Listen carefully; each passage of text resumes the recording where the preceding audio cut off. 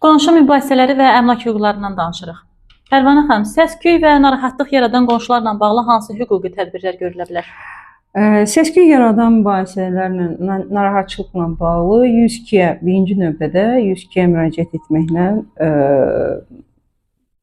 vətəndaşlar məsələlərini həll edə bilərlər. Yəni gecə saatlarında, əgər daha doğrusu 11-də kimsə evində nəsə bir iş görürsə, qonşunu narahat edirsə, 102-yə müraciət edir.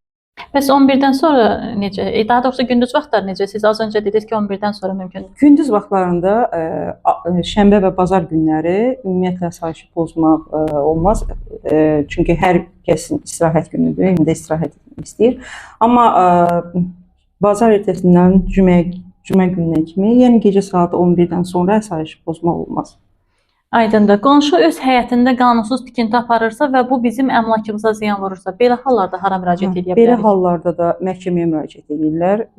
Mütləq şəkildə ki, faktiki olaraq bunun ərazisinə daxil olub, bunun ərazisini istismar eləyib, bunun ya evinə, əmlakına ziyan vurub, onunla bağlı məhkəməyə müraciət edilməlidir. Qonşunun əkdiyi ağaclar və yaxud da çəkdiyi hasar bizim sahəyə keçərsə və ya zərər verərsə, qanun bu məsələni necə tənzimləyir?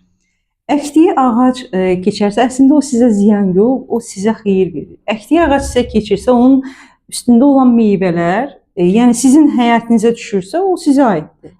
Əgər o mənim həyətimdə hansısa tikintiyə toxunub zərər verirsə, hər hansı bir tikintiyə zərər verirsə, sizə düşən hissədə siz onu kəsə bilərsiniz. Yəni sizin əraziyə düşən hissəni siz kəsə bilərsiniz. Amma yenə hər hansı bir məsuliyyət daşımır. Ağacla bağlı məsuliyyət daşımır. Amma sizə düşən hissədə siz onu kəsə bilərsiniz.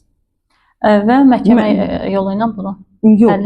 Bir də ki, yenə də vurğulayıram, onun üzərində olan bəhər də o sizə aiddir. Yəni qonşunun ağaca aiddir, ancaq bunun söhbət. Və çəkdiyi hasar da əgər zərər vurursa, hasar sizin evinizə zərər vurursa, ya sizin həyətinizə giribsə, yenə də məhkəmə mübahisəsidir.